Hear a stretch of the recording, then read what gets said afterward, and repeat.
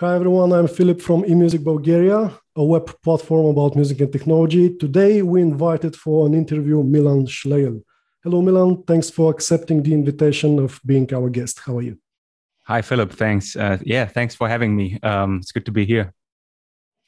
Okay, let me start with the first question. Can you introduce yourself shortly? Who are you and what are you doing? Yeah, of course. My name is Milan. That's my given name, but I think most people know me under Miles Kvndra, which is my artist name, my stage name. I'm a music producer based in Cologne, in Germany, and I do music with a lot of different things. I started playing in a metal band, then I moved to Ableton, and now I'm mostly producing music using electronic boxes, like, for example, the Electron Digitone or the Electron Digitakt. And I'm on a musical journey there and see where this brings me. Okay. So what is your musical background, actually? My background is pretty much not so into the electronic music, but more into the rock and hard rock or metal music. I played bass guitar in a metal band for nearly 10 years. That was also how I got into music and where I really, liked going live on stage and writing music and producing music together with my band. And after we split up, I realized that there was something missing in my life. So I searched for solutions, how I could make music on my own. And that was actually how I got into the MPCs, like from Akai, the music production centers. And I got an MPC 1000, and then I got an MPC studio. And then I realized I needed some possibilities to record myself. And that was when I switched into DAWs, and then quite quickly got in touch with Ableton, which I loved. And from there on, I started just my journey. First, I produced more hip hop beats and stuff like that. And then I switched more into electronic and techno music. So this is how you did get involved in music. So first playing bass guitar and then buying some stuff like MPC 1000 and then going in the box with Ableton, right? Yeah, exactly. Well, the MPC 1000 was actually just borrowed by a friend just to check it out and see if this works. It was pretty hard for me because I've never used a sampler before that. So it was kind of tough to get into the MPC workflow. But with the studio, I realized it was much easier.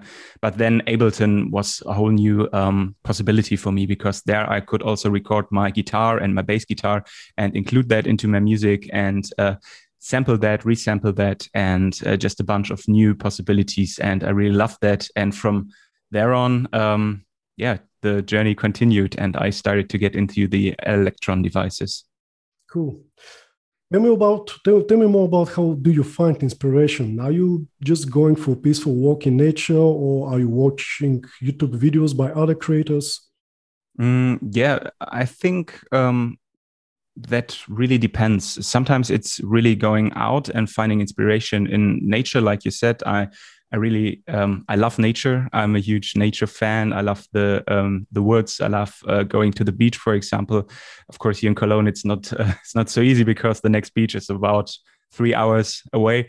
But I really like to go out into nature and there get some inspiration. But what I also like is to listen to other people's music. I think that's one of the other biggest sources of inspiration. Like, I'm a huge music fan, not only into electronic music, but also, like I said, into metal music. I listen to a lot of hip hop, old school hip hop music. I listen to a lot of not so really techno electronic music, but stuff like Burial, for example, which is a huge inspiration for my work as well. I love him. He's a great artist.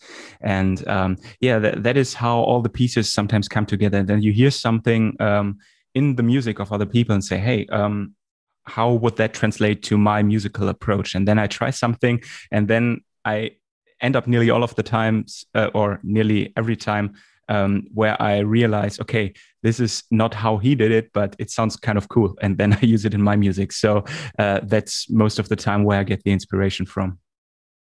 Okay, thanks.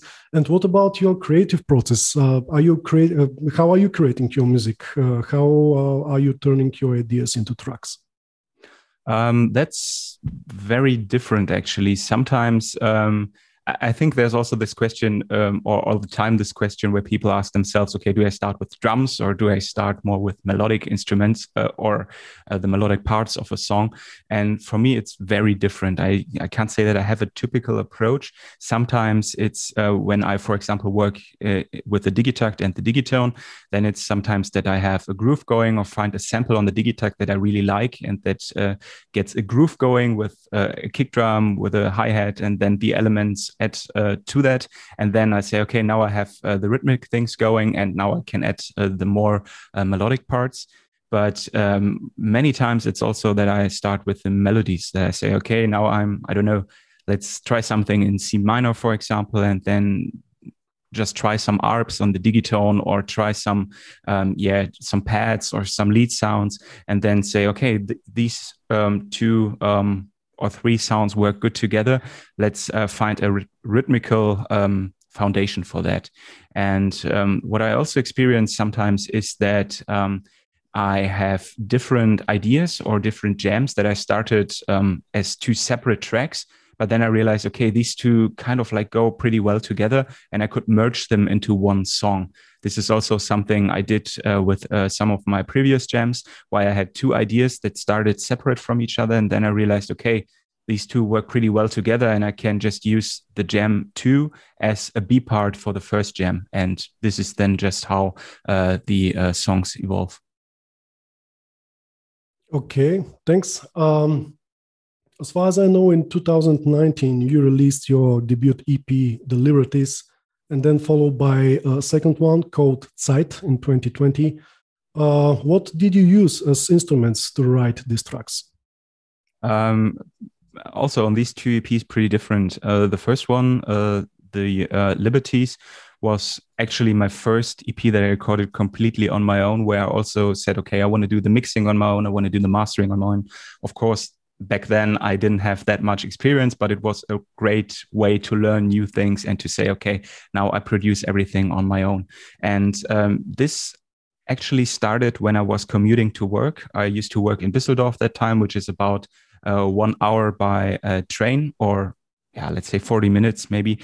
And I commuted to work there. And I had the OP1 with me while I was commuting. And then I was writing some musical sketches, some musical ideas and stuff. And then I had much material collected and said, okay, this could turn maybe into an EP. And then I dragged all the ideas into Ableton and then did some further processing there and added some new instruments, some new effects and stuff like that, and then evolved all the tracks. So you can say basically the first EP was written from an idea perspective on the OP1, but then further processed in Ableton. And then with the second EP, Zeit, this was during the Corona pandemic, when the pandemic started here in Germany and when the first lockdown came. And I said, okay, now I have Zeit, which is the German word for time, and I can create my music. And I got more into Ableton, and I said, okay, I want to record this EP entirely into Ableton. I will use the software instruments, but I will also record the OP1 for several tracks. I will record my bass guitar. I will record my normal guitar, and this is how this EP evolved. And this was also pretty interesting because this kicked then off the Digitone and Digitakt series that I started right after that, because I felt when I finished this EP, I felt like I wanted to start something new and get a little bit out of the box, a little bit away from Ableton, and try something standalone. And this was where the Digitone came into play. Okay, so it seems that beside the hardware instruments that you're using, Digitakt, Digitone, and Teenage Engineering OP1, so there was also software involved, like Ableton, and then you strictly moved to out of the box, just using the Electron boxes, and this is how you're creating your tunes. Okay, fine. So now let's try with more abstract questions, like what if you are able someday to make your perfect studio? What would it look like? That's actually a tough one. There would be, I think, much in there. You know, one dream that I always had and always have is to, first of all, have more space, because this where I'm sitting here right now is actually my living room, and I have one small corner here that I can use to create my music and all my tracks, which is cool to have that. But of course, one day it would be great to have a dedicated studio to make music with and to use to create music. I think one of the first things that I would like to have is a Moog synthesizer. I'm a huge fan of the Moog sound, and I love just how these synthesizers sound, and how they just feel, and I just really love it. I went to a music store here in Cologne and tried it there, and I was amazed by the sounds, but I don't have that much space into here to say, for example, I could fit a Sub 37 or something like that into here. So I'm having an eye on the Moog Minitor, which is kind of the smaller version. But yeah, I think a Moog synthesizer would be great. And then, of course, what I also find very interesting is modular. I've never gotten into modular and Eurorack and stuff like that. I heard from a lot of people that's a deep rabbit hole, but I just find it looks super interesting and super dope what people do with it. And maybe one day when I have a dedicated studio, this would be something I would add to. Okay, I definitely agree about the Moog synthesizers. They are definitely cool.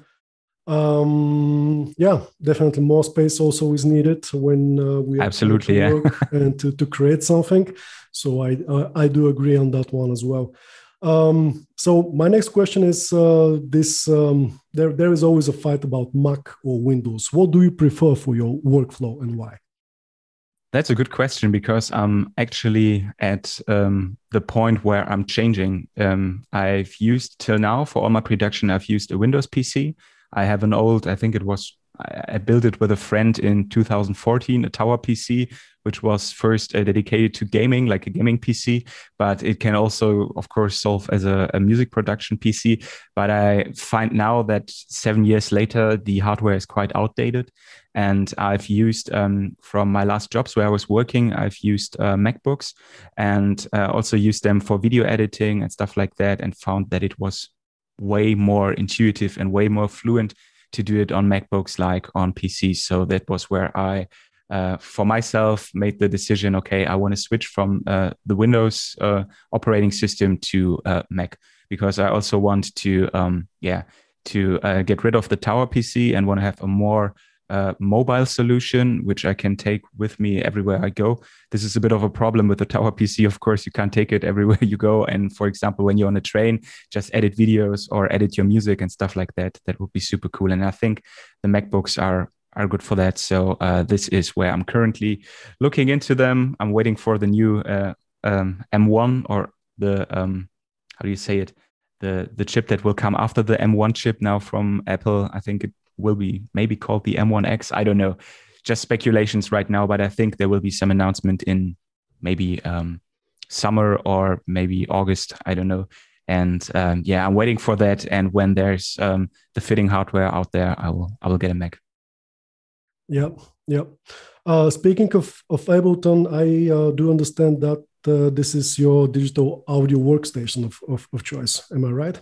Yeah, absolutely. I think I started the first DAW I really used was Reaper, was the one I started with. I think a lot of people do that because it's just free and you can try it for free. And then at a friend's house, he had a Mac and he had Logic. I got a little bit into Logic and liked it very much. But then back here, I needed to find a solution that's also working for Windows. And then I got in touch with Ableton, and I just got the trial version and I really loved it. And then I got first the standard version and then the suite version. And I just like it for music production. I also have the Ableton Push 2, which is, I think, great controller because it integrates very well into the software. And this was also a bit of a game changer for me because before that, I was just clicking and dragging notes into the MIDI grid and stuff like that, and just dragging samples everywhere with mouse and keyboard. And I think it's way more musical approach if you have a tool like the Ableton Push, for example, that you can use to craft your music. So that was a really big game changer for me. And since then, I've never really tried any other DAW because I'm pretty happy with Ableton and what it offers. And I think Ableton 11 has some cool features as well. So I'll just stick to that. But maybe, I don't know, maybe one day will be another door. But till then, I'll stick with Ableton. Speaking of digital audio workstation, there is some thing which is very important, and this is the audio interfaces. So what is your audio interface of choice? What are you currently using? Digitact or Digital in combination with Overbridge or something else? I actually used quite a long time. I used the Focusrite Scarlett 2i2. I think this is one of the most popular entry audio interfaces, which I think still sounds pretty good. But then I wanted a solution which is also has, of course, more inputs and more outputs. And I wanted a solution that could also work standalone without the need of turning on a PC. And this got me to the Arturia AudioFuse Studio, which I got back, I think it was the end of last year, end of 2020, I got it. So I have it a couple of months now, and I'm super happy with it. Honestly, it's just perfect for my needs, because I have the Digitact and the Digitone going straight. The Digitact is going into the Digitone, and then the Digitone's outs are going into the AudioFuse Studio. And this way I don't have to turn on the PC to make music. I can just turn on the audio interface. I can turn on the Digitone, the Digitact, and then I'm good to go. And this is something that is really cool for me, to not have the need to turn on the PC to hear my music and to make music, because I don't use Overbridge that often. I think it's a really cool feature, but I use it more for projects where I'm working with the Digitone together with Ableton. Like, for example, I want to record some specific synthesizers from the Digitone into Ableton. There, I think Overbridge is really cool. But for my jams, I usually just record them straight out of the box into a mobile recording device, and then just get them into Ozone for mastering or into Ableton for mastering. This depends. But as an audio interface, I'm super happy with the AudioFuse Studio, because it's just great, and I can have my microphone hooked up all the time. Just need to pull it up, and then I'm good to go. And there's not so much recabling, that was really a pain with the Focusrite 2i2, because I realized I had to do so much plugging in, plugging out, and then plugging other stuff in, and then something was not working. And here I've just everything set, just need to turn it on, and I have dedicated channels for every for the microphone, for the Digitone, and also for my guitar and my bass, and that's really cool to have. Okay, what are your future goals? Tough one. I think what are my future goals? Definitely one goal that I had in this year was to make more music with other creators. And that was something I achieved with joining Petit Victory Collective, which is a collective of independent artists from literally all around the globe and some kind of label, but still everyone stays independent in that, and that's pretty cool. And there I got in touch with a lot of musicians that I can work with, and that I in the future want to work closer together with, and also do some live concerts and stuff like that. And that is actually point number 2. My future goals is to play live, because as Miles Kvndra, I've never played live anywhere, because when the Corona pandemic started and I said, okay, I want to do a proper live gig somewhere in a real venue. Of course, I played live for friends and stuff like that, but never really at a real venue where also other people are coming to. And that is something I really wanted to get deeper into, but then the Corona pandemic hit, and all the venues here in Cologne and in Germany in general were closed. So that is something I really want to do. And what I also want to do in the near future is more live streaming. I'm currently testing some camera setups and stuff like that, where I can, for example, go live with the Digitone and do some sound designing with a live stream on YouTube, where other people can join and just have a little chat and just try some sound design and stuff like that. I think that will be pretty cool. Apart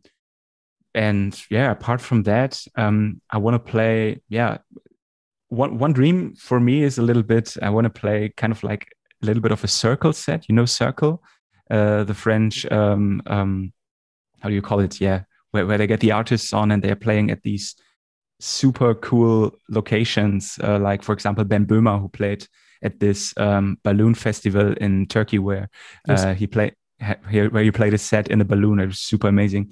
And that's something I want to do too, of course, in a smaller version, but then maybe ask some of my friends if they can do the camera work and to have different angles. And then I'll just play a set at a, don't know, maybe some lost place or something like that, which has just a really cool surrounding, and then do a little bit of maybe 1 hour live set there, and then just bring that up. That would be kind of like a dream for the future. Could you recommend any sources of information, anything that you are following right now, YouTube channels, websites, etc.? I think there's definitely a lot out there. YouTube channels, it really depends what you're doing. I think if, I don't know his name correctly, I think Ilva Elzin or something like that. He's an Ableton guy. He's doing a lot of Ableton techno music. So if you're into techno and Ableton, he's doing a lot of walkthroughs on how, for example, Stefan Butzin or Artbed or all these very famous minimal melodic techno producers make their music. And he does some really cool Ableton breakdowns where he kind of like shows their techniques and how they do their sound design and stuff like that. That's really cool. And of course, if you're into Electron, I think Ivar Triti is one of the biggest inspirations for all Electron users. I think he's just a great guy. He recently got the Analog 4, and yeah, he's doing some amazing stuff with his Electron gears. I got into him when I was looking for videos for the Digitone, and then I sticked for the Digitakt as well. And then he got the Octatrack, the Analog Heat, and then the Analog 4. And yeah, I think he's just doing some amazing work. But really, apart from that, inspiration, I think what you can get as inspiration is definitely forums and places like groups on Facebook, where you have, for example, the Electron Digitone group, which I joined, I think, a couple of months back. And now I'm super happy to be there, because this is just a huge place for inspiration, where people share sound packs, where people share jams, share tutorials, share tips and tricks, and also do some fixing. If someone has a question or something is not working properly, you can ask there. And I think that's really good to have, and also a good place to connect with other people, because I think the best way of learning new stuff is to connect with other people and see how they are making their music. And maybe they can give you some tips or some inspiration, some other ideas on how to approach on your music. And I think places like Facebook groups, or for example, the Electronauts forum is also a great place for that.